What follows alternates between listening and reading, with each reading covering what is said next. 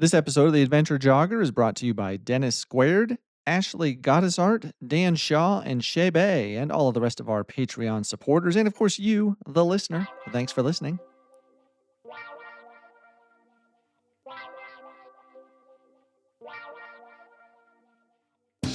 The Adventure Jogger, a podcast about trail and ultra running. Meet fascinating runners from the front, middle, and back of the pack, sharing inspiring and funny stories about life and running. Running should be fun, and so should running podcasts. I'm your host, Stephen Kornhaus, and this is the Adventure Jogger. Well, on today's episode of the Adventure Jogger, I've got a guest who's been on the podcast. It's been a little while now, but super happy to have Joe back on.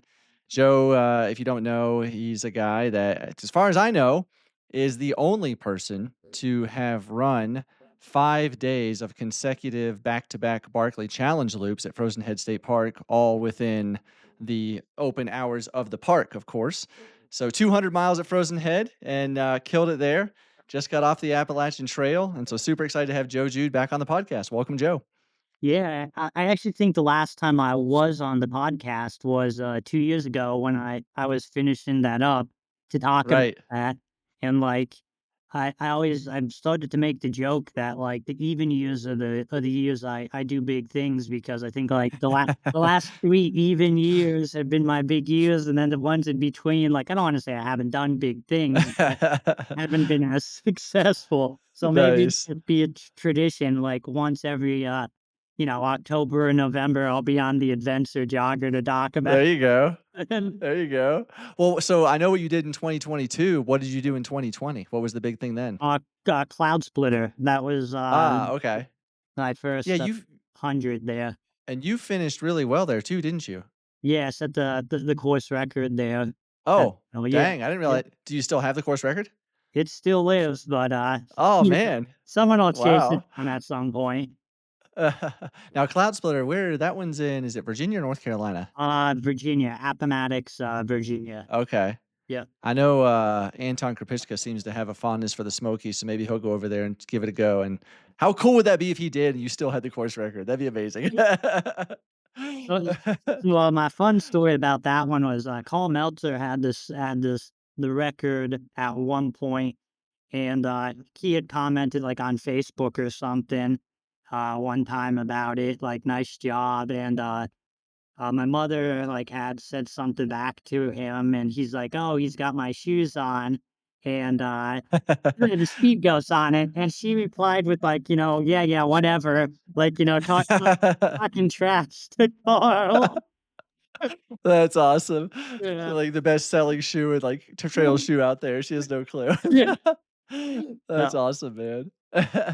Well, was that the start of your even year good stuff, 2020? Or your big things? Oh, Or did yeah, you have yeah, some? for sure. Yeah. Yeah, mhm. All right. Well, you got to come up with something then for 2026. It's got to come up with Kindly something. nullify. Well, maybe we'll get to that if you'll share. We'll see. But Yeah, we'll get into that. yeah. Anyway, Joe just finished up a through hike of the Appalachian Trail and excited to hear that story. I know he was on the trail the same time as Tara Dower, who I had at the podcast. He was on the same time as Mike Wardian, all attempting FKTs. Tara, of course, setting the FKT overall, which was absolutely amazing. But Joe had an awesome experience too. So, Joe, tell us about your experience. First of all, let us know, was it completely self-supported? Is that what you did? Just go out and take care of yourself? No crew, no nothing? Yeah. So let me touch on Tara and Mike quick, and just like talk about the athletes out there. Not just like myself and them, like the Right. athletes that I met out there and like experienced, just shocked me. Like unknown people doing like huge things. And the number of people out there that I met, like doing ultras, like on a weekend, doing section hikes, like just countless, like I met someone that has done 28 through hikes. I think Oh, wow. he was 30 years old. I met a couple that was 74 that was finishing up, their section hike of the AT that, they've been working on for 30 years. And That's amazing. when they finished it, like the weekend they were out there, it was also going to be their 50th anniversary. So like the people out there doing big things is just blew my mind. But Yeah, that's so cool. It's such an awesome community. There's so many cool people just doing amazing things, and how inspiring those 74-year-old people, man. Like that's I want my wife and I to be those people in, 30 years, 35 years. like when you're out there, that's what I was telling like people that's like what kept my heart beating and motivated. Like you're in a bad moment and you run into someone like that, and like your spirits just go through the roof. Like Right, seriously. That's amazing. Well, yeah, tell me about the, where you how did you approach this whole thing? Because this is 2,100 and what, 90 miles, is that right? I think the yeah, technical something like that, like something around there. 90.4 maybe I think it was this year. Okay. It changes every year because of like, Right. trail conditions and whatnot. But, Yeah. I mean, I've just been calling it a backpacking trip. Uh, I guess by the classifications, I would call it supported because, I had family and friends come out and, Okay. at the beginning, like I was thrown around, do I want to do it self-supported? But there's just too many people in my life that lived along that trail that wanted to come out and be involved. Yeah. I wasn't gonna say no. But like I said, I carried all my stuff. I didn't slack pack at all. Like nothing against that. Now hold on, wait, what's slack packing? Break it down for people that don't know what that is. So essentially, like you could pay someone to take all your stuff like on a day and like, you could hike 30 miles with no gear and then that person will Oh, drive wow. drive it forward.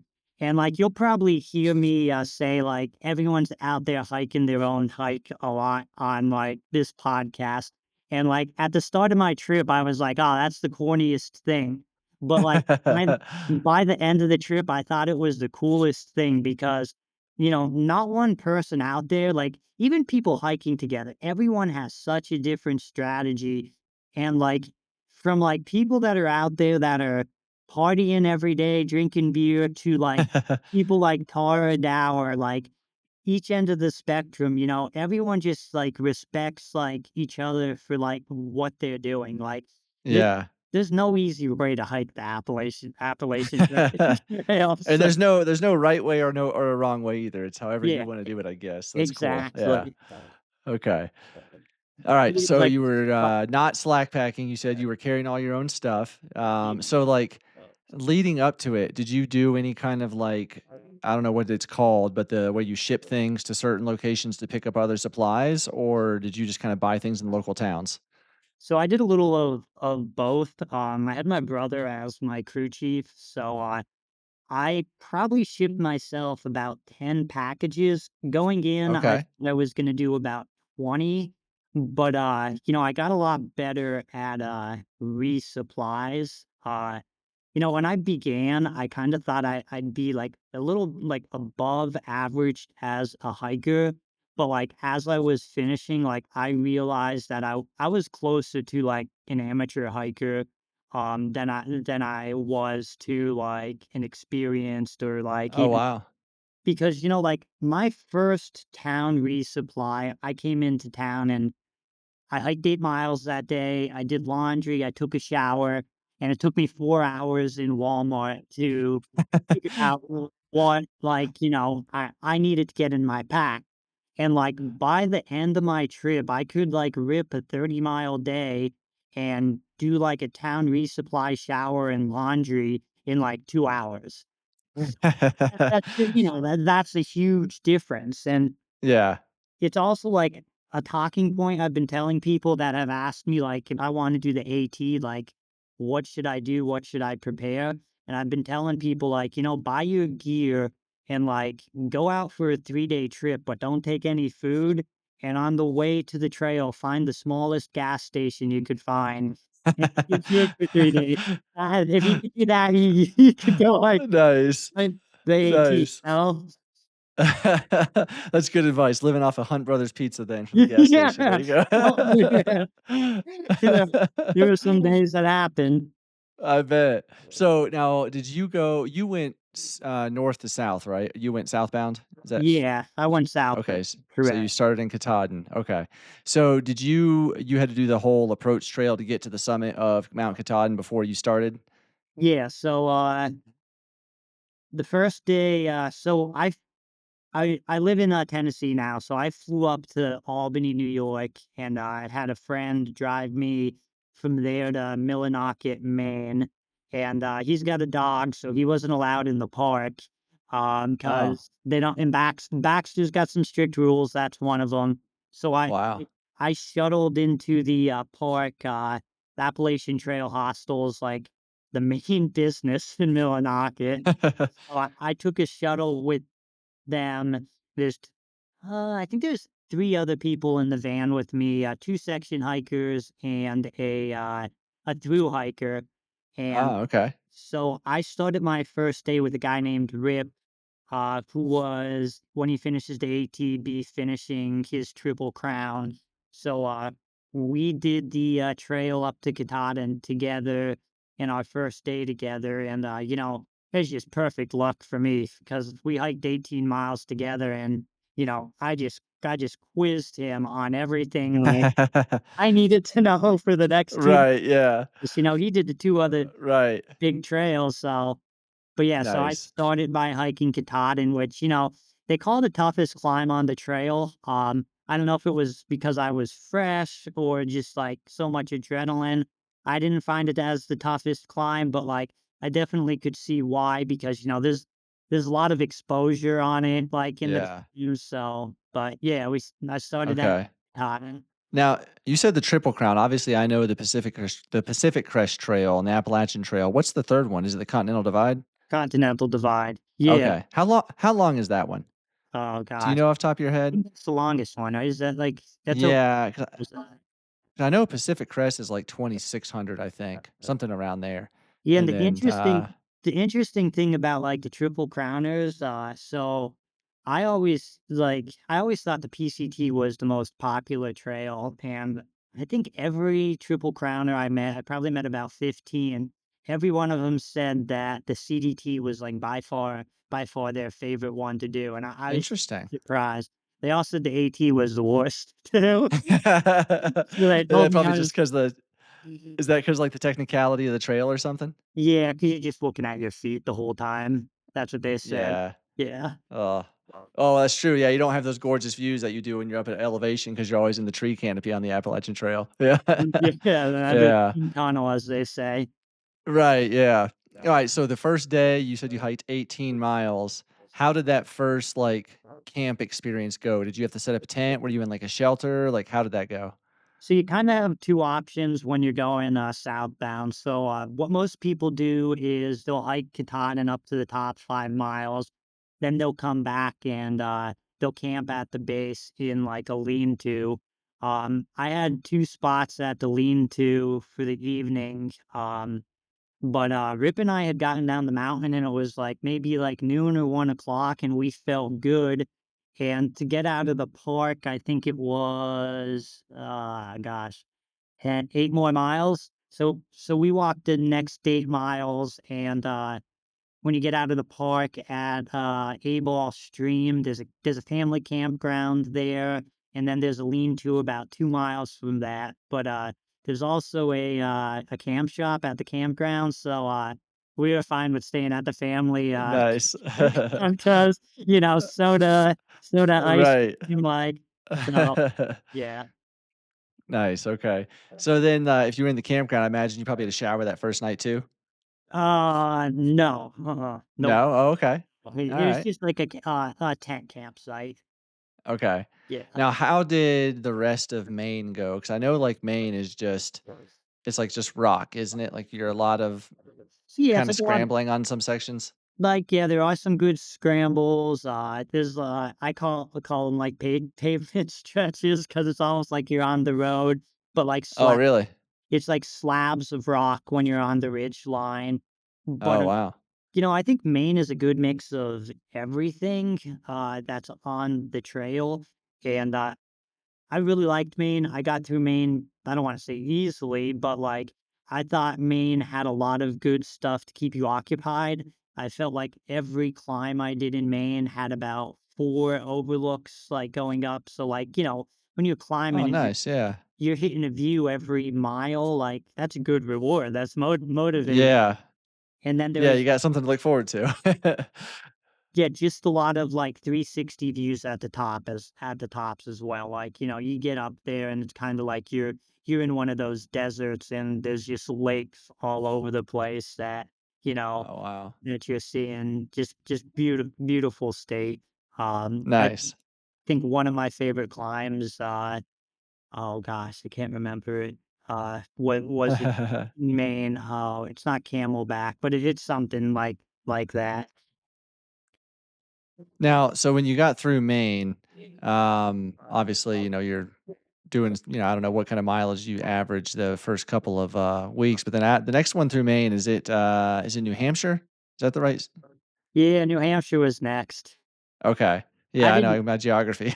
yeah, Well, how New did New Hampshire Hampshire go for you then? New Hampshire lives up to the hype. I've been there multiple times, and every time I leave, it's just like, "Oh, man, that was rough." Because it's Uh, the White Mountains, right? yeah, it's Okay. rocky, it's steep, it's long climbs. Like, what killed so, like, I think I had knee pain for the first time in, like, 20 years in New Hampshire. Like, like, you climb 9 miles sometimes, and then, like, you drop down that 9 miles in 2 miles. Oh my So, gosh.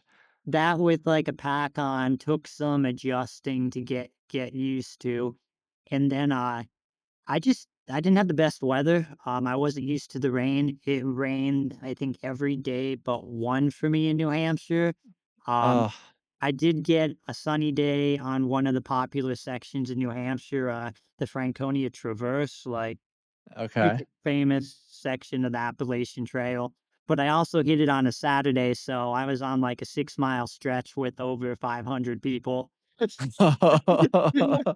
Oh, man, that's rough.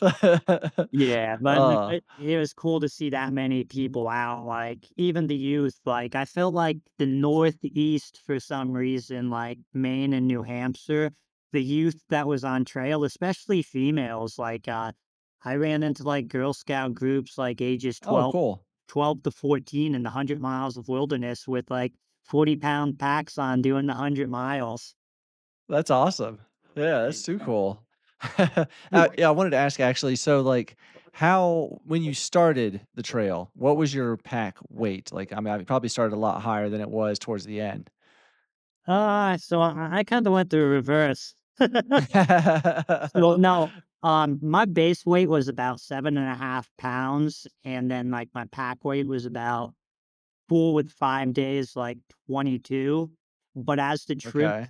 as the trip progressed, I think my base weight went up to about 8.5. And then overall, like, I ranged anywhere from like 14 pounds going into town to like, I think the heaviest I had was 28. There was just sometimes like I was tired and cranky in the grocery store and I was just buying whatever I thought could fit in my bag. It wasn't the best decision weight wise because then Right.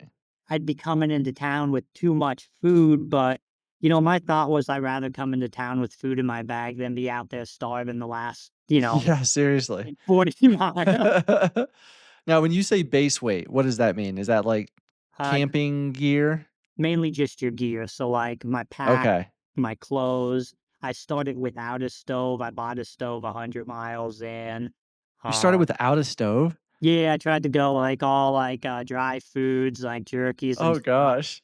And, like, I was just not eating enough, I could tell, but, Yeah. like, there's a lot of people out there that definitely pulled it off, I did notice that, Wow. like, the people without stoves were definitely traveling less mileage most often, as well as stopping in towns more, but there Huh. were still people without stoves doing big mileage, and I was just like, "Oh my word." Yeah, that's crazy. I couldn't imagine. I guess the people that were stopping or doing less miles, is that because they were, bonking, calorie deficient, basically? Yeah. Yeah, I don't Oh, know. man. So, you got through New Hampshire into Vermont. Now the White Mountains continue into New Hampshire, right? The White Mountains Or I'm aren't. sorry, Vermont. I mean On I mean Vermont. No? the greens are in, The North Greens. Carolina. Okay. Yeah. Alright. Well, how did, Vermont go for you? Anything crazy happen there? Vermont was my favorite state, but Oh. I didn't know that was probably gonna happen when I entered Vermont because, I lived up there and I just like the geography up there. It's got some big climbs, but it's also like they're climbs that you can move fast on. So you're moving fast, Yeah. but you're still doing big mileage, big climbs. I think there's a lot of views that surprise people in Vermont. My favorite view on trail was actually Killington Mountain in Vermont, which like when I got up there, like I don't spend a lot of time at views. I like to keep moving. And, I think I spent an hour up there the day I was up Oh, there. wow. And then, Nice. I also really like, for some reason, climbing near ski slope areas and power lines. Like, I think it reminds me of where I grew up, but, like, there's a lot of that in Vermont. And then, Okay.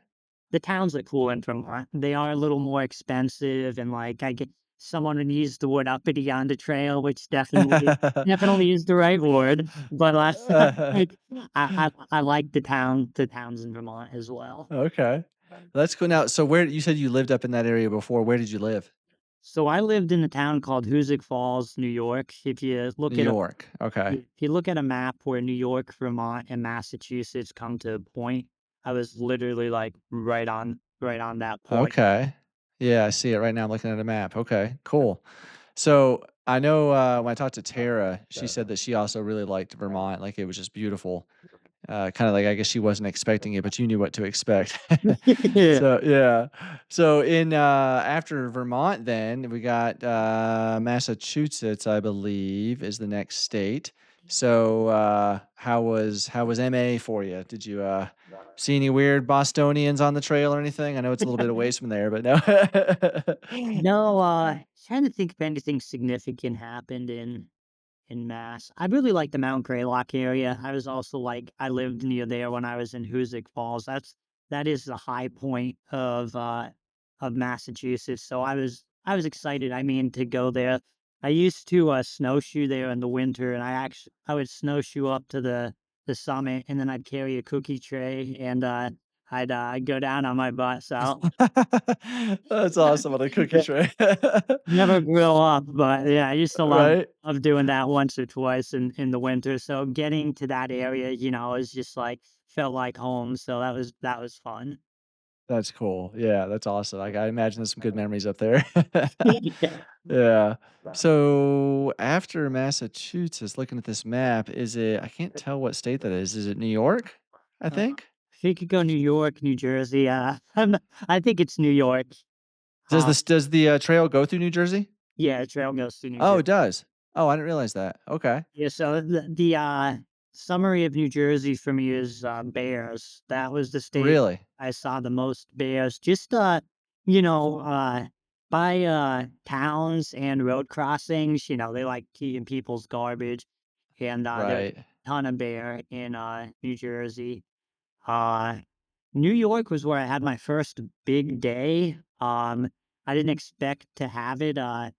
But Northern New York coming into, Bear Mountain, I did my first 40, which was kinda like, eye-opening because I didn't think I was gonna do any 40s at all on the trail. Yeah. Like, I was kinda like, if I hit 35 a couple times, that's gonna be happy, and, like, I was gonna be happy with that, but, yeah, I hit a 40 going into Bear Mountain, and then, I used to run in the Catskills a lot when I lived in, like, an area around there as well, and Bear Mountain's near there, so, like, I was super excited to go over the Bear Mountain Bridge, which is, like, this, like, massive bridge, and, I wake up and it's just pouring rain and that day, and, I go over the bridge in the rain, and, like, I was like, "Ah, this is perfect," like, like, it would work out this way Right. for a S cool video to show everyone what I was dealing with. Yeah, that'd be cool. So if you went through, you did your first 40-mile day, how long did that take you to do those 40 miles? Oh gosh, I think can't remember what time I started that day. I'd probably say 4:30, and, Wow. I ended at 8, but I planned on stopping at, like, 35, and I couldn't find a good campsite because right around, like, 35, you pop out to a road, and, I was using, the Far Out app, and, like, Okay. there's a bunch of comments that there were some spots there, and, like, the spots to me were just too close to the road. I didn't wanna hear 'em. And then, there's a deli there, the Appalachian Trail Deli, and I spent 2 hours there eating food, so we probably would have ended, at around 6:30. Okay. I spent a lot of time at the deli. Yeah. Most So, most days I was waking up around 4. There were some 3 o'clock mornings in whew, Maine and New Hampshire, and there was one 3 o'clock morning towards the end oh in gosh. Carolina. So I'd say like 60 to 6 I did 81 days, so like 60 of them were probably 4 AM, 10 of them were like around 3, and then the other ones were probably uh, like 5 to 7. I'm a Okay. I'm not really like a morning or an evening person, but like I I like hiking in the dark in the morning, but I don't like hiking in the dark at night. I Because like in the morning you have the optimism of the sun coming up. Right, yeah. At night That's it true. gets so down. Yeah, no, you got nothing to look forward to unless you're going all through the night and coming to the Yeah. sunrise. Oh, man. So if you were an average, you said probably starting around 4:30, 4 o'clock in the morning. What, Mhm. like, and you may know this, but, like, what was your average, like, time on the trail every day? Did it vary so much, or was it, like, 12 hours, 16 So hours? like it changed as I got faster. Like a lot of people talk about, those hiker legs. Like they say like, Mhm. oh, after 10 days you'll get hiker legs. And like I thought there was like definitely a progression in those hiker legs that I got. Like the first after 10 days I did get something, but like all I got was okay, like I'm not in pain anymore. And then I'd say about a quarter of the way. So what is that like?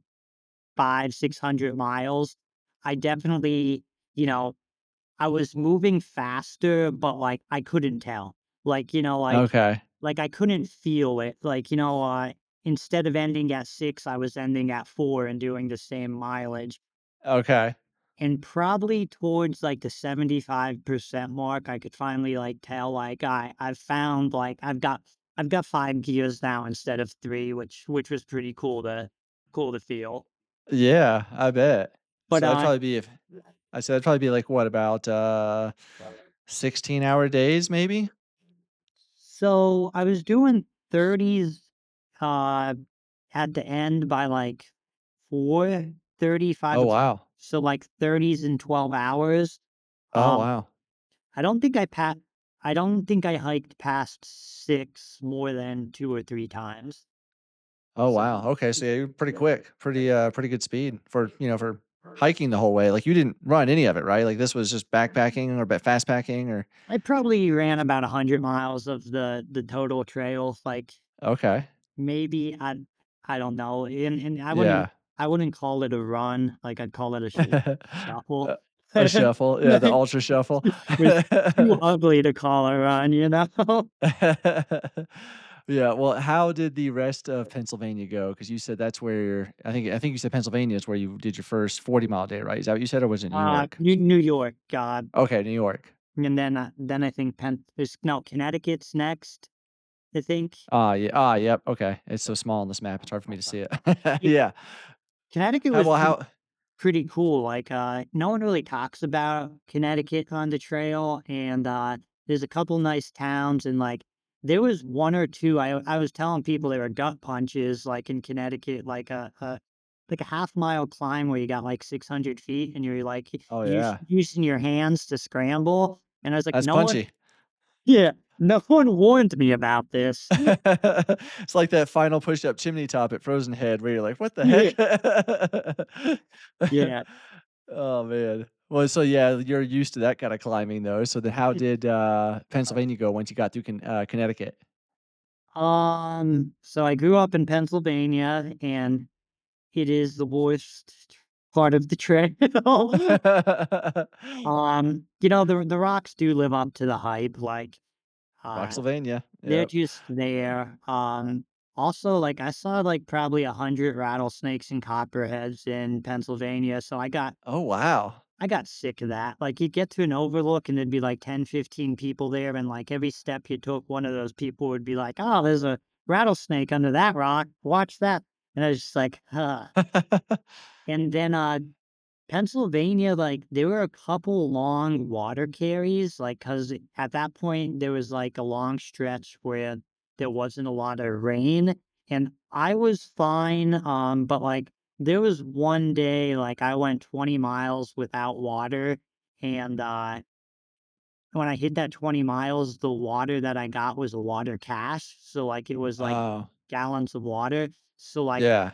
the whole that day, I was like, "Man, if people are doing, like, 8 to 12s on this section, like, they may not get water for a day or 2 if they don't carry, like, 5, 6 liters with them." Oh So, my gosh. yeah. Wow, that's a lot of weight if you're carrying that much water, Yeah. jeez. How much water were you carrying, like, on most days?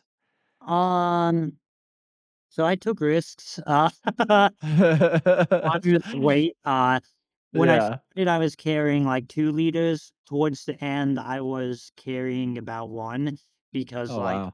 I was drinking more, like, at the stops, like, when I'd stop to filter, I drink, like, a liter of Yeah. water, and then, like, I'd carry 1, but, like, if I knew there was gonna be a long carry, like, I'd carry 2 was the most I'd carry unless at the end of the day, there wasn't water at a campsite, like, I'd probably carry, like, 3.5 so I'd have water for the night and to cook food as well. Yeah. Now is that in, like, where you did you have, like, a bladder in, like, your backpack, or was it, like, bottles, or what was you how were you carrying the water? So, I used the Nashville pack, they're down here in Nashville, and they have, their straps is actually a running vest on the backpack, so Oh, I was using, front bottles, and I had 2 1-liter, what are they called? This is Smart Water? What are the popular smart ones? water, probably, yeah. Yeah, so I had those, and, I had a 3-liter, some kind of, like, plastic bag, whatever, not Okay. Cenox Yeah. Cenox with a Be-Free, um, you Oh, know the filter? Yeah. yeah, like, I don't know, like, the filters, like, I've bounced through, like, every brand, I'm not happy with any of them. Like, maybe someone will change my opinion on that someday, but, like, whatever I use, I'm always like, "This is miserable, I don't wanna be doing this," Just the flow rate, I guess, is just too slow?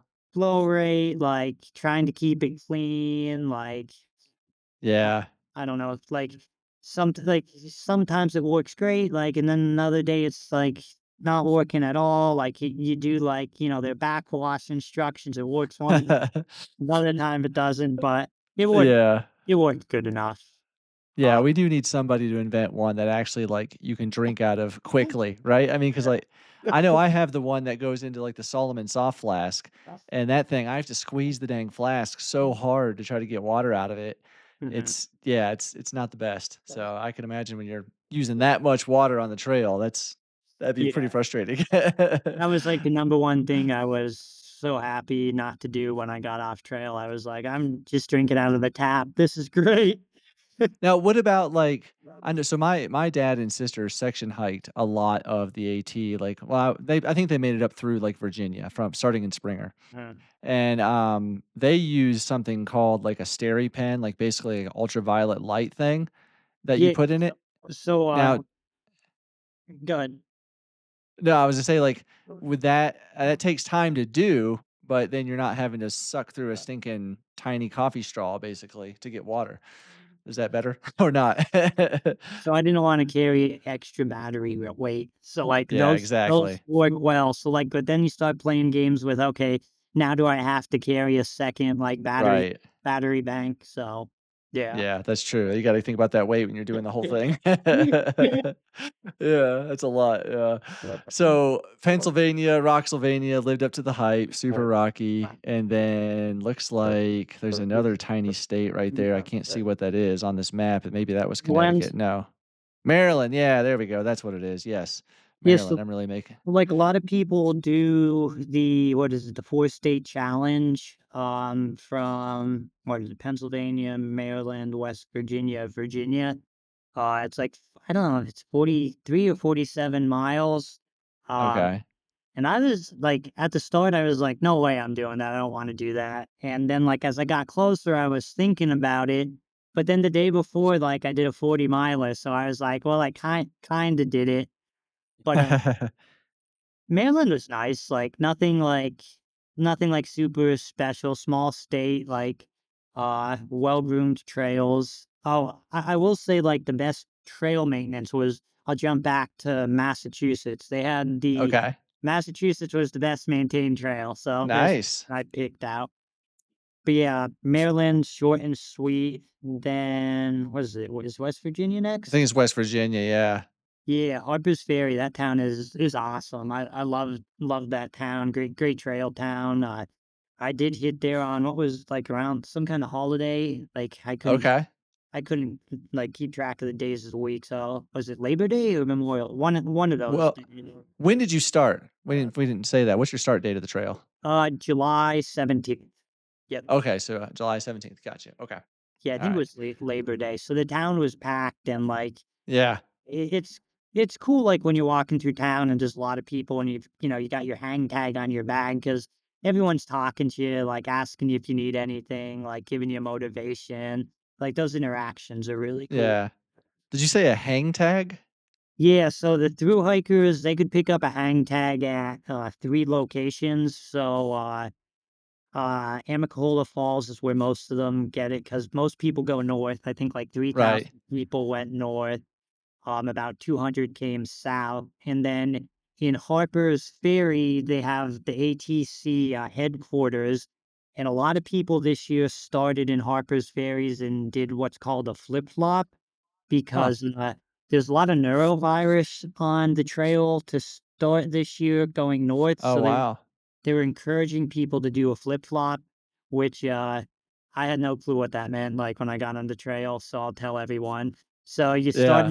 you start in West Virginia and you hike up to Katahdin. So you go north, you have to trail, and then you fly back to Harper's Ferry, and then you hike the rest south. Now is that still considered, like, a through hike if people do that? Yeah. Yes. Interesting. Yeah, Yeah. you definitely wouldn't wanna get the, you wouldn't wanna get the norovirus down there. My gosh, you'd be so dehydrated. Oh, man. Yeah, okay, well, that's interesting. Yeah, I wouldn't have thought that would have counted as, like, a through hike, but I guess if you're still doing it, you know? Yeah, so the ATC acknowledges anything over 2,000 miles as a through hike. They kind of set that as the point in Huh. case like there's trail closures or Right. or whatnot.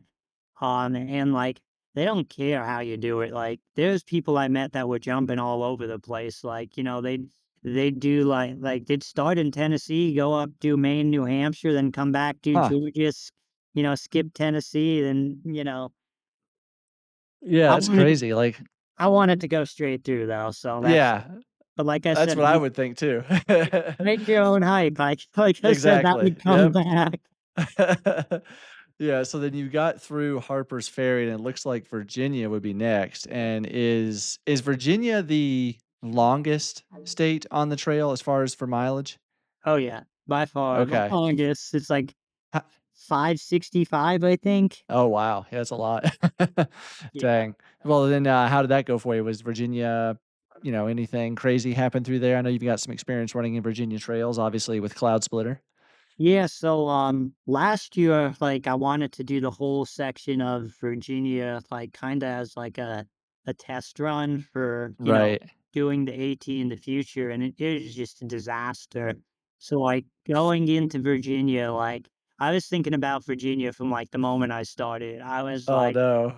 "Imma get you back." Like, revenge is gonna be mine. But they always say, like, people get the Virginia blues in Virginia because like, it's so long. Uh, Okay. but, like, the way, like, Virginia was set up for me going southbound, like, I thought it was awesome because, like, it's almost like sections. Like, you start, like, close to, what's it called? Shenandoah National Park, which if I That's could beautiful. if I could pick, like if you have to do just, like, a specific 100 of the trail, like, I think that is, like, the best 100 because the views, the way the trail's maintained, how it flows, like, it's just awesome. That and, like, I was telling everyone, like, there's waysides. I had little way stations or something in the park. Essentially, they're restaurants and resupplies. So, coming through that 100 miles, I only had to carry a day of food because, like, I was eating, a cheeseburger or 2 or probably 3. Nice. Those way stations, That's which the was way to go. yeah, it was awesome. And then, like, Did you take any way station showers? I don't think I You know, took the any. ones you gotta, like, put your name down, they'll call you, "So and so, your Oh, shower's ready." no. No, I think Virginia was, like, where I set my record for longest showerless streak, though. I think it was, like, 13 days in Oh, wow. in Virginia. Well, I mean, everybody on the trail is probably smelling pretty ripe, so it's not, like, a Yeah. big thing. Like, at the start of the trail, like, when people would, like, be coming northbound past me, like, 100 miles in, I'd be like, "Oh my lord," like, I could smell them, like, 10 feet away. I'm not gonna be like Yeah. and by the end of the trail, I was like, "Oh, man," like, I could literally, like, smell myself constantly. Oh, man. Yeah, I mean, I guess there's really no way to do hygiene, unless you're gonna pack all that extra weight of, like, wipes or water to wash with. There's Yeah. really no way. Like, I took some creek baths, but, like, primarily, Yeah. I was just showering if I hit, like, a hostel or a bed and breakfast or a motel. That's, like, where I was doing that. Nice. So what's so bad about Virginia that people get the Virginia blues? Like, what's It's just bad so about the trail through there? it's so long, because, like, it was surprising to me that, like, when you transferred through, like, one state to the next, like, the change was almost immediate. Like, the geography, like, Really? landscape, like, I expected it to kinda be gradual, but, like, every state, like, I switched Huh. to, it was like a completely different environment. Interesting. So, like, you Yeah, don't and I ha guess go go ahead. ahead. Like, you don't have, like, the motivation as well as, like, "Oh, I knocked off another state in 200 miles." You could spend, like, 4 to 6 to 8 weeks in Virginia.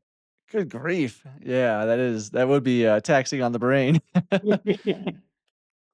Oh, man, yeah, I couldn't imagine. I've never Yeah, no, that's a long time to go through one area, one state, and plus you're going through Virginia probably if you were in Harper's Ferry, I think you said around Labor Day, you were probably still in September going Yeah. through Mhm. there, so you got crazy humidity is of course, I'm sure, and just yeah, not fun. Yeah. Overall, I lucked out with the weather. I think, like, I counted, Nice. like, I had 30 days, like, of rain, but, like, I think that's still low for, like, the Is percentage it? of people. I think the percentage is almost, like, 40%, like, is the average that, like, people, like, Wow. experience, like, days of rain.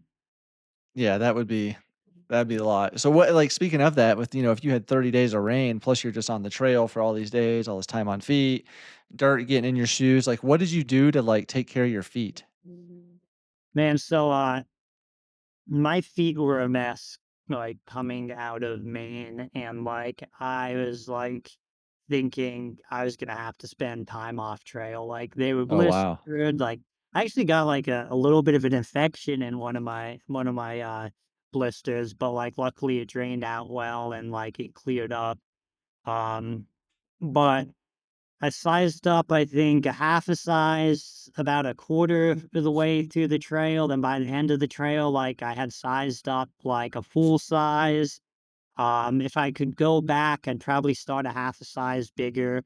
I also changed from I run in New Balance Hieros, I think is how you pronounce it. Like, that's my trail running shoe. Okay. I switched from them to Ultra, which I thought was like, that's a big risk going to the zero drop. But I switched to the Olympuses and like, Okay. yeah, some Achilles pain the first 5 days, but like anything out there, like I got used to like just being uncomfortable, and then that like it went away, and like I think switching to them was like very important because I had so much more toe space. Like the toe guard was better, they drained better. I use Dawn Tough socks and Wigwam. I think Wigwam is a Canadian brand. Yeah. Similar. darn tough. And then, the Luco tape, the item Oh I would yeah. the item I would take on, like, a show if they were like, "You've got one thing to take with you." That's a good item to take. You can do a lot of things with that. Yeah. Oh, man. So what were the, main points that you got blisters? Was it toes or, like, ball of the foot? Like, Ball where ball of the foot, and then, like, by the end of the trip around, like, my heels. Like uh, if anyone saw, Tara's, like, pictures of her feet, I'd say yeah. 7 out of 10 people on the trail's feet look like that. Oh my gosh. Like, Oh, yeah. That's brutal, man. you It's like, you know you know what also was surprising? The number of people that try and hike that trail without sneakers on is insane. Like, what do you mean? Like, barefoot? Or what yeah, do you mean? I met at least Really? 7 people that were trying to hike the AT without shoes on. That's That and crazy. That is such a rocky trail and just oh, that and man. Crocs. Crocs was another one. I was just like, Oh my gosh. yeah. Wow. Yeah, that makes no sense. Crocs or just barefoot like that. Crocs a little bit at least could protect your foot a little bit. I mean, oh geez. I guess they would drain well. Yeah, yeah, okay. Right? Some benefit to the croc. All right, so you got through Virginia into Tennessee, which I've been on those trails there. So Tennessee's a pretty short section of trail too, right? It's not Yeah, what is it, maybe that northern section of Tennessee is probably, like, the least maintained section on the trail, yeah, 'cause, yeah, 'cause you have, like, Damascus right there, and that section of Virginia is extremely popular, so, like, you go from, like, one of the most popular trail towns in the country, like, on this great trail in Virginia around that to right. you have this small section owned by Tennessee that's, like, you know, it's tough for, like, I don't know, like, who, like, maintains it, but, like, it's kind of, like, in a misfit place, so it hasn't been touched in a while, the shelters aren't that great, but, Yeah. then you jump into North Carolina, North Carolina was awesome, like, One of my favorite sections of trail there in the Great Smoky Mountain National Park.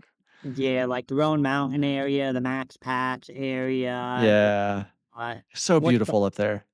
what's the highlands called? Is it the Roan Mountain Highlands or something, like, those the balls? Uh yeah, there's like Gregory Bald, I think, and Yeah, yeah. It's like yeah.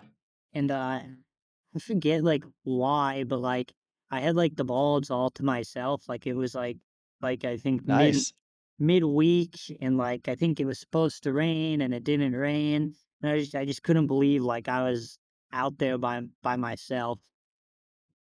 Yeah, that's nice. That'd be pretty to go through there. It's just such a beautiful area. So, like, when you got to like the Smokies and had to go through, the section that they do the Smoky Challenge Adventure Run on, like, how did that? Had you done Scar before? I know we had talked previously when trail running together that you had maybe thought about hitting that at some point, back in the day, going for an FKT. But had you ever run on those sections before? So I'd lived in Tennessee since 2020, and that was my first, trip to the, the Smokies, and, like, Wow. I always, like, said, like, I don't spend a lot of time on the AT because, like, I always believed that, like, when I did the AT, it was gonna have to be the whole thing. And, like, Yeah.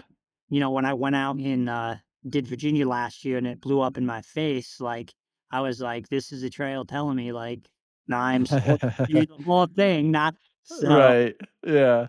But I hit the Smokies during the hurricane, and gosh, like, I guess that was, like, that was the hardest. There was one day in the Smokies that, like, was by far my hardest day. Um, it was the day I came over Klingsman, and after that, there's, like, is it 3, I don't think they call them balls, or notches. Yeah, no, after Klingman's, I don't think they call them balds, but there's some pretty good climbs. Knobs, they're called knobs, the Yeah, knob. knob. Yeah. So that day I did, I think, like, 28 miles. I hadn't seen someone for 4 days. Oh, Um wow. And when I hit the Smokies, the hurricane was supposed to pass, and it rained for 3 more days.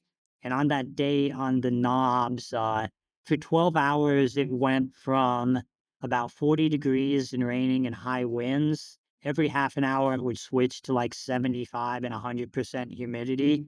Oh So gosh.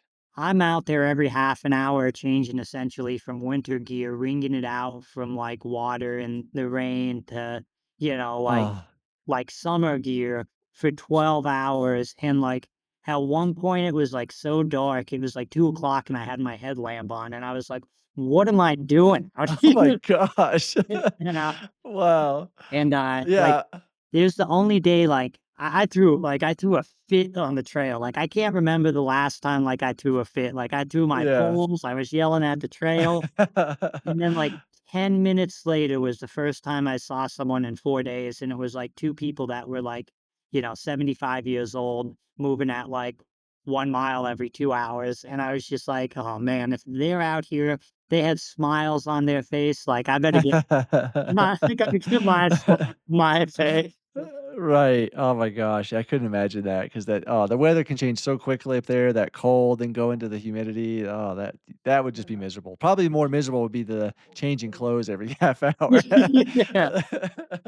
So, like, when you said you came through there in the hurricane, did you, like, have to shelter in, like, a shelter or somewhere at all? Like, 'cause I imagine, I mean, it gets windy up there if there's not a hurricane, but obviously, maybe it was just wind, maybe it was just rain. So, like, I was really fortunate, like, I spent 7 days in the hurricane, and there was about 4 times I was probably 12 hours ahead of, like, town closers, trail closers, or, like, Right. just bad weather. There was one day where there was high winds, like, and no rain, and that was probably the worst day I did experience. That same day, I dropped down into Hot Springs, North Carolina. The whole town was underwater. It was like just disaster. And when I Yeah. dropped down into town, like the law enforcement actually told me to, turn around and go back up on the mountain for a day or two till the water subsides. Then like Oh, wow. at that point, I thought my trip was over, but, like, luckily, like I said, that happened to me, like, 2 or 3, maybe probably 4 times where I thought my trip was over and, like, by the grace of God, something, like, happened where I was able to, Right. get through that section and, like, continue on. Yeah, I remember you sent me a text message when you got down to Hot Springs and, like, you took a picture of the town and, yeah, it was ridiculous, just covered in water, like you said. Man, yeah, it's good. It's surprising, that you made it through. I mean, I'm not gonna say easily because you didn't, but with the weather that came through there wasn't more issues. Because I mean, I've Yeah. been on trails in back in Tennessee when there was really windy days, and there was just limbs falling out of the trees, like, on the trail. With hurricane winds and rains, like, gosh, I couldn't imagine just, trees uprooting and falling and, probably could have been pretty dangerous at times. Yeah, like, I just got lucky and, like, my plan was to do 100 days and, like, if I had stuck to, like, being more conservative at the beginning and taking, like, some zeros, like, I wouldn't have finished, like, so, like, Yeah, all lined up perfect for that's me, true. Wow, but, yeah. I was in the right spot at the right time, fortunately, Yeah. and So you got I go will ahead. say like, like, there was, like, probably, like, maybe a mile of trail that like, I was on where I was like, "Okay, like, this trail here is rough," but, like, the trails in the South after the hurricane were still in better condition than the trails made in New Hampshire without a hurricane. Yeah, you'll take that any day. Yeah. So you made it through the Smokies finally, and you got to the last state. You got to Georgia. I Mhm. don't. Yeah, I think there's nothing else in there. So how was that last? I mean, how far is that from when you cross the line to Springer Mountain? It's like 70 miles maybe. Okay. Yeah, so Georgia's a beautiful section of trail, like, there's some nice climbs, like Yeah. Blood Mountain, like I didn't think it was a big climb, but, like, it's a good climb, like, to end coming southbound. Neal's Gap is the biggest gear shop, like, coming northbound, and I had forgot about that, and, I got to hit that going southbound, and it was open. That's where everyone hangs their shoes on the tree Yeah. that Yep. don't, make it, like, coming north. So, like, being there and it was super crowded with, like, a lot of people to talk about my journey and going up and over, like, Blood Mountain was was kind of cool. And then, I finished that Springer and like the most hikers like say like, oh, like, you finish in a parking lot. Like, why wouldn't you want to finish like, on Katahdin instead? And like, yeah, there is a parking lot a mile from the summit of Springer, but like, I had like Springer's a good view, and I had Springer Mountain to myself with my brother and my friend Nathan for an hour and a half. So Oh, wow. we just sat up there alone and took it all in. Whereas, when I started, like people at Katahdin that were finishing, there's like 100 people up there fighting for a photo. So like Right. I just like I felt that it was the right place to be for me, at That's least awesome. when I finished. That's awesome. Yeah, I bet that was pretty special to have that time to just chill out with your brother and your friend and just hang out and enjoy everything that you had accomplished and just kinda enjoy the moment, you know? Mhm. Yeah. So you mentioned 0 days earlier. Did you take any 0 days or did you make forward progress every day? So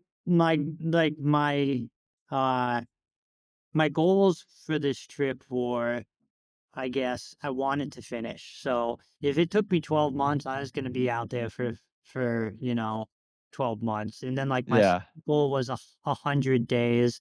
And then like a process goal of mine was I wanted to be a backpacker. Like I wanted to be like, I wanted to have like the trail trash experience. Nice. But, so, like, I planned 100 days with 10 zeros, and I got through New Hampshire and Maine without taking a zero, and, like, at that point, like, every time I went to take a zero, I was, like, at a town or a hostel, and I was like, "I could be walking right now, like, I'm just sitting." So, no, I didn't take any zero. Nice. I took, Wow. I think I took 4 Neros, 2 eights, and, 2 12s were, my shortest days. What was the first thing you said? You took 4 what? Neros, so Neo Zero. A Nero, okay, There's a lot of alright. acronyms out there. Right, yeah. So Yeah. what's a Nero, like 4 miles or something or, like, For just low yeah, like, for me, it was, like, those 2 eights and the 12s. okay. Oh, okay, okay. Well, that's still pretty good mileage for some people, the 12s Yeah. especially. Mhm. Yeah. Yeah. That's not bad at all. Anything over 10 on the AT is, like it is hard. It's like Yeah. yeah. Well, what did you average then? Have you done the math to figure out what you averaged? Just over 27 miles. Nice. And yeah. So, ultra marathon every day, basically. Very nice. Yeah, so, like, as I was coming out of Damascus and, like, I think I was averaging, like, 26.1, and I was like, "Oh, I gotta average a marathon." Like, Gotta push a little harder. and then, I did a big day. I did a 63 towards the end. Oh, wow. My final push, it was a 4-day push, and the first day I did 63, which is awesome. Like, I'm so glad, Yeah. like, I made one big push like that to see what I could do. I think it was 63, 1,800 feet again, so, like a solid ultra. Yeah. Heck yeah. That's awesome. Now, doing that, doing a 63-mile day, does that plant any seeds in your head of, like, maybe you'll go back at some point and see if you can do a bunch of 60-mile days in a row? Yeah, I don't know. So, like, I think I want to do another, through hike for sure. Like, I loved it. Tiaradora in New Zealand would be awesome. Yeah. As for the AT, like, I don't know if I'll go back. Like, there's a lot of people that do. The main reason I think I would go back to do it that I saw a lot of people doing, there's a lot of people that did it like, when they were my age, and then like 20, 30 years later, like they came back to do it because they wanted to prove to themselves they still had it. Yeah. Like, I was like, like, I could picture that happening to me. That would Right, yeah. probably Yeah. be the way I'd get out there. Okay. Well, But what was your trail name, or did you already have a trail name? so, my trail name was Hey Jude, like the Hey, Beatles. Jude? Yeah, Okay. like kind of a spin-off. Like everyone knows me in the running community, I think is Joe Jude. So, Right. yeah, it was a spin-off of that, and, one of my friends actually threw a going away party for me before I went, and, he was a big reason, his name's Davis, that I went out there, last year. I said at one of our group runs, like, someday I'm gonna do the AT, and he's like, I've known you for 3 years, and you've been saying that for 3 years." And I was like, "That's the accountability I need in a friend." Right? He he was a big reason I was out there, and they were talking about trail names before I left, and, like, that came out of his mouth, and, like, it just kinda stuck. Nice. Yeah, because I mean, you used to be a government employee, you were working probably 50 hours a week all the time, and so I know Yeah. because you told me basically you sold pretty much everything you owned just about before you started this, right? Yeah, as I've been telling people, like, I gave everything up to do this, job, apartment, everything other than basically my car. And, I feel like the trail gave back more to me what I got from the trail. So it, That's it was awesome. it was worth it. That's awesome, man. That's so cool. Yeah. Well, I one thing I've totally not related to this, but I saw on your left wrist, I think it is. What the heck kind of watch is that? Is that an old calculator watch? Yeah, this is a Casio. So I did wear a Casio on the trail as well, a gold Casio. Um Nice. There is a reason. So, when I grew up, like, my grandparents, my uncles, they always used to wear a gold watch, and, like, I always, like, wanted a gold watch, and, like, I thought it was, like, Sure, an yeah. initiation into the family, and then, like, Laurel Meltzer also used to wear a Casio, so when I saw the Ah. gold Casio, I had to have one, and, this one is the new one, this is the, silver one, and this will be the one I wear when I go do, Tiaradora in 2026. Nice. No, well, yeah, you probably don't have to worry about battery with those things, do you? It'll last the whole Uh, time. no, That's awesome, man. Well, we definitely can't glance over either. I know you were on the trail the same time, like we said, as Tara and Michael. Tell everybody out there the story of how you missed Tara on the trail. First out, shout out to her crew, I popped out of a trail, didn't know, like, she was out there. They explained, like, what she was doing. They gave me water, offered me snacks, just, great people. And then, they explained to me what she was doing, and, like, I was like, "Okay, she's going, like, south, like, she's chasing Flora Davis's record."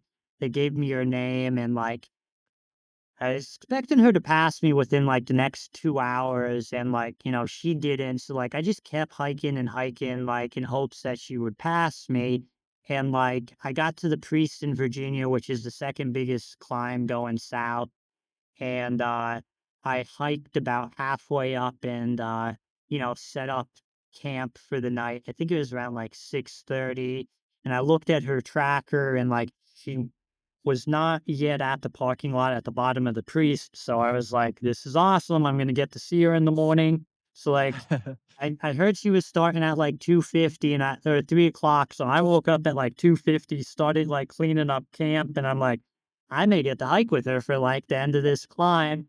And, I look at her tracker, and, like, she had gone up the Priest that night, and I was like, "That's badass." Like, good. And then, like, the cool thing about that story was, her crew took over everything around, like, day 5 or 10, and, like, everything she did was dependent on her crew, and, like, Yeah. they were telling her where to start and finish, and, like, that was one of the days she finished pretty late because, like, her crew was like, "No, like, you're ending at the top and sleeping up there." And Yeah. that's a cool piece of the story. Yeah. And then Yeah, she said she actually went, like, 2 miles past the summit, I think, to another the shelter area to camp. Yeah. And then Mike, I still haven't figured out, like, where he passed me because, like, my goal, like, I knew what date he was starting, and my goal was to beat him to Virginia. And I Okay. got into Virginia on, like, day 47, and he was, like, on my heels. And his goal was to do the trail in 50 days. And I was like, oh, it'll be cool if, like, he passes me on my 50th day to line up with, like, that.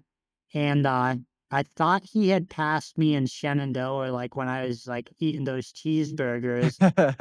But, like, a week or 2 later, I popped out of a trail, and there was a van with, like, all this, like, I'm gonna call it graffiti chalk on it, like, someone doing a a fast, like, speed Yeah. record or something, And I was really confused because I was like, "No, Tara is nowhere near me. Who is this?" So I kept going and, like, I stayed at a really dumpy motel that night, and in the morning, someone had texted me that Mike had been off trail, like, I think he visited family in Virginia or something. They're like, Okay. "Oh, Mike passed you yesterday," and I was like, "Ah, I missed him too." Oh, man, yeah, missing everybody, except for all the other great people you got to hang out Yeah, with, it sounds like, yeah. yeah, Yeah. Well, you mentioned the trail in New Zealand. yeah. Is that the next thing? That's 2025? 26 for that is, like, The the goal. even year? Yeah, the um There you go. I don't know what I'm gonna do in 2025. Obviously, like I said, I quit my job and like at this point, like I'm kind of betting on myself. Like I've got some other things in the works in regards to work. So like trying to Right. figure that out. I am coaching now, so if anyone needs a coach, definitely Yeah. reach out. You could reach. Definitely recommend Joe. I tell you, man, you go back and look at when he was killing the trails and Frozen Head and everywhere else, just lighting it up. He knows what he's doing, so definitely check out Joe for some coaching. But, in regards to goals this year, I have to figure that out, like, I've said a lot, like, I've always thought the AT was gonna be, the pinnacle of my athletic career, and you know, 2 weeks to go when I was coming through the hurricane, like, I actually started enjoying walking in the rain, like, I enjoyed the challenge because I had figured out, like, how to do it better. Like, I thought to myself, like, this is just another step of the process and, like, the evolution of it from, like, being, like, the pinnacle of my career to, like, being just another summit and, like, there's gonna be other summits was definitely an awesome realization. Yeah. Yeah.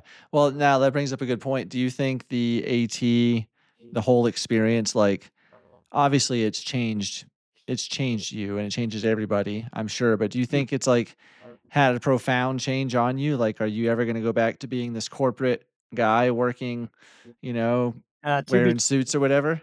to be no, I hope not, right? Like, that's Yeah. the goal is not, like, Right. that's to figure something out that's, like, more prosperous for me and my health. Right. Yeah, definitely. Definitely. The trail is healing. Yeah. Yeah. Yeah. Definitely is. Yeah. Well, so if, New Zealand's 2026, you're not sure in 2025, are you just kinda enjoying life right now and taking it as it comes, or you Yeah, anything, I'm still in recovery mode, like, there's days where, like, I walk to the grocery store and I get there and I'm like, "Well, I need to go back home and take a nap instead of going and, uh, but no, it's, definitely just kinda relaxing right now, recovering, eating a lot, trying my best, to get out in the community, we saw each other at No Business, Yep. tomorrow, I will be at one of John Harden's race at, like, one of the aid stations at Natchez Trace. Nice.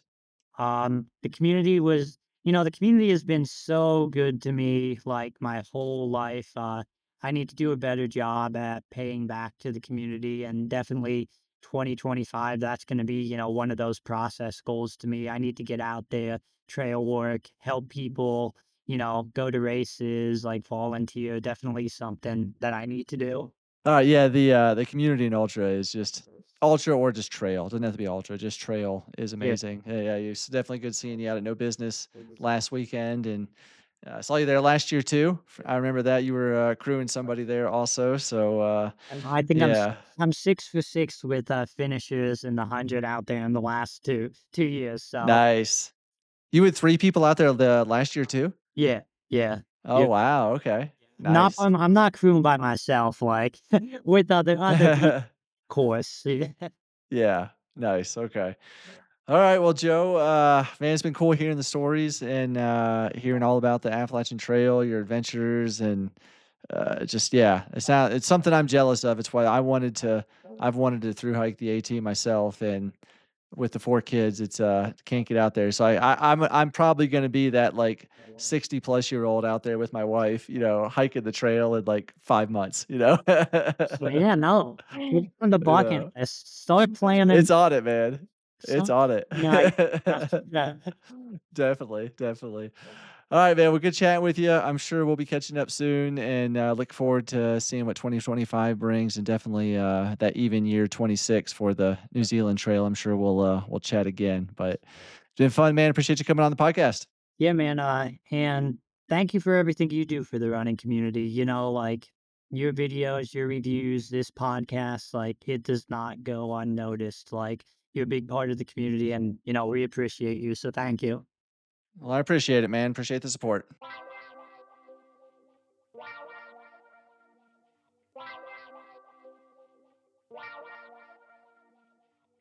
If you enjoyed this episode of The Adventure Jogger, please consider joining our Patreon and be sure to follow us on Instagram, YouTube, Facebook, and TikTok for more content like this.